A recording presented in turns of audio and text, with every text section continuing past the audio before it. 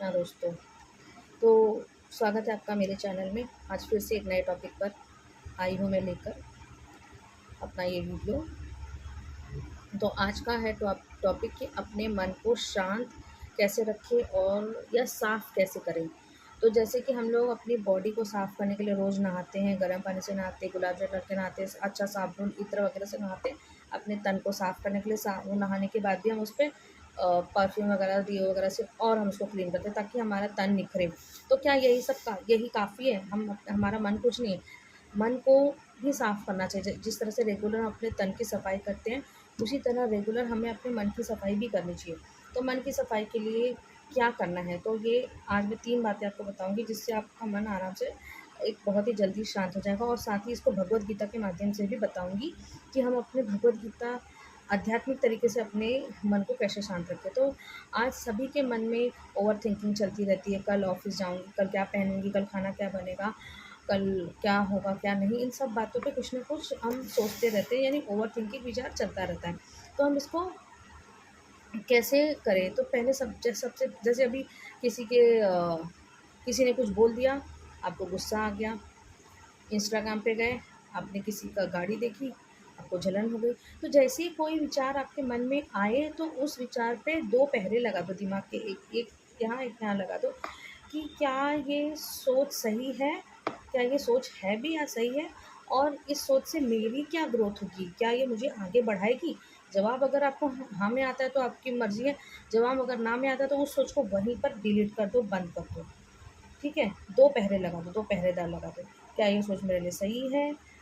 क्या ये सोच सच है? क्या मुझे आगे बढ़ाएगी? वहीं पे आप सोच को डिलीट कर दो।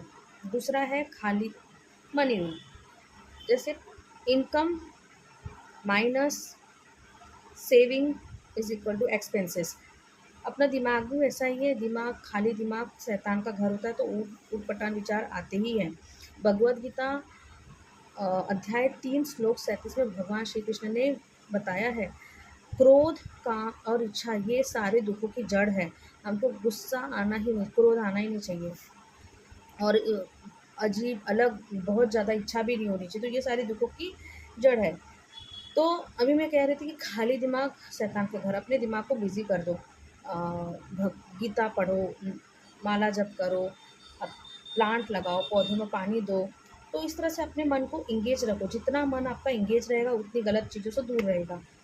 तो जितना एंगेज रहोगे आपके दिमाग में गलत-गलत विचार, उल्टे विचार आने की जगह ही नहीं बचेगी। तो ये था नंबर 2, हमारा नंबर 2। अब हमें क्या करना है? सबसे पहले तो सोचना है कि हम किस चीज़ के लिए हम ये कर रहे हैं, किस चीज़ के लिए हम क्रोध कर रहे हैं। क्या वो हमें आगे बढ़ने की मदद कर रही है? बिल्कुल नहीं, वो हमें आगे बढ़ने में बिल्कुल मदद नहीं कर रही है और करती भी नहीं है। तो ये आप जिस दिन समझ जाएँगे उस दिन आपकी सारी ओवरथिंकिंग, स्ट्रेस सब दूर हो जाएगा। ठीक है? भगवद गीता में भी भगवान श्री कृष्ण हमें यही बताते हैं। और अब आगे स्टेप 3 क्या है? आपको रात को सोते वक़्त एक बुक पेन लेनी है, उसमें लिखना है कि आज आपने क्या गलत-गलत विचार किए, और उसको टिक करो। गलत विचार जो-जो आया, जो मुझे नहीं आना चाहिए था, उस समय मुझे अपने आप को कंट्रोल कर लेना चाहिए था। इस पे मुझे गुस्सा आया, उसने मुझे क्या ही बोल दिया, उस समय मुझे नहीं आना चाहिए था गुस्सा, मुझे क्यों गुस्सा आया, ये सब आप उसको और पेन से बुक में लिख लीजिए।